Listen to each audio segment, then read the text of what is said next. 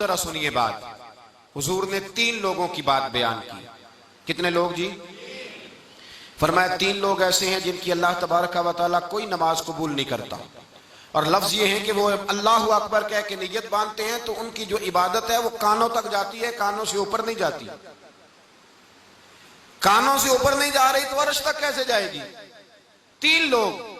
या रसूल अल्लाह सल्लल्लाहु अलैहि वसल्लम कौन से? फरमाया एक वो गुलाम जो भाग गया, उसके आका ने पैसे दिए थे पर भाग गया।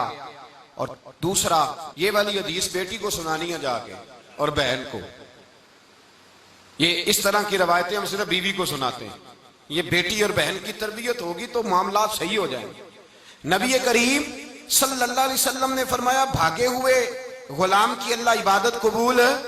और फरमाया वो औरत जिसने रात इस हाल में गुजारी, जामे तिरमिजी के लफ्ज हैं, जिस बीबी ने इस हाल में रात गुजारी, औरतें सुने, दिल और रूह और कान खोल कर सुने, जिस औरत ने इस हाल में रात गुजारी कि उसका खामद उससे नाराज था, फरमाया अल्लाह उसकी कोई इबादत कबूल नहीं फरमाता, कोई इबादत कबूल नहीं करता। नमाज पढ़े जा रहा है, इबादत किए जा रहा है, ये सोच ही नहीं रहा कि मेरा अमल काबिल कबूल है भी कि नहीं।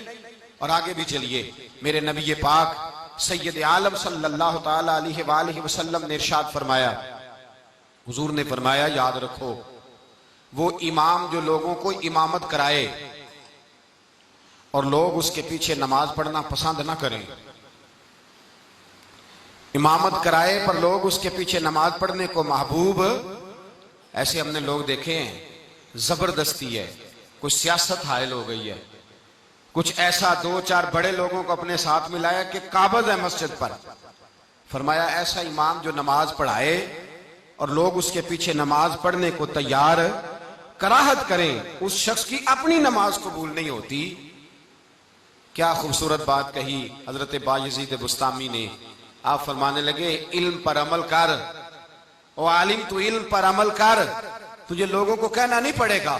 फरमाया तू किसी जंगल में भी जाके बैठ जाएगा तो अल्लाह की मखलूक के दिल अल्लाह तेरी तरफ फेर देगा। तू इल्म पर अमल कर, लोग दूर दूर से आएंगे, लेकिन जबरदस्ती इमामत कराना, जबरदस्ती मुसल्लत होना, इसको मेरे रसूल पाक सल्लल्लाहु अलैहि वसल्लम ने फरमाया इसकी कोई इबादत भी काबिल कबूल। अच्छा जी आगे चलिए। नेक अमल कर लिया किसी बंदे ने, नमाज पढ़ ली, रोजा रखा, इबादत की, सदका दिया, फिर उसने दिखाया, रियाकारी की, उस शख्स का अमल बर्बाद हो गया। बड़ा अच्छा था, बड़ी अच्छी नमाज थी, अच्छा रोजा था, इबादत थी, लेकिन जब उसने बतला दिया उसका वो अमल अब जाया हो गया। रसूल पाक सल्लल्लाहु ताला अलैहि वसल्लम ने फरमाया क़यामत के दिन अल्लाह रियाकार से फरमाएगा कि उसी से जाके अजर ले जिसको दिखाने के लिए अमल करता था, मेरे लिए तो तूने किया ही नहीं, उससे जाके अजर ले। कितनी ज्यादती वाली बात है कि इंसान नमाज अल्लाह की पढ़े और सुनाए किसको? बंदों को। अजर किसने देना है? जोर से बोलिए, सारे बोलिए, किसने अजर देना है? तो तू उसको बता जिसने अजर देना है, बंदों को बता रहा है, बंदों को तो जिक्र कर रहा है। नबी पाक सल्लल्लाहु अलैहि वसल्लम शुहदाए उहद के मजारों पे खड़े थे तो हुजूर ने फरमाया मुझे गम नहीं, मेरी उम्मत शिरक नहीं करेगी, हाँ शिरक असगर करेगी। हुजूर वो क्या है? फरमाया रियाकारी, दिखावा, तसन्नु, बनावट। सदका देना तो दिखा के, नाम लो मेरा, बुलंदी करो मेरी।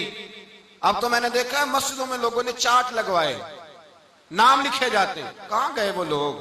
सीधे हाथ से देना है और उल्टे को खबर ना हो। तो मेरे भाई रियाकार शख्स की कोई इबादत काबिल कबूल, बोलिए काबिल कबूल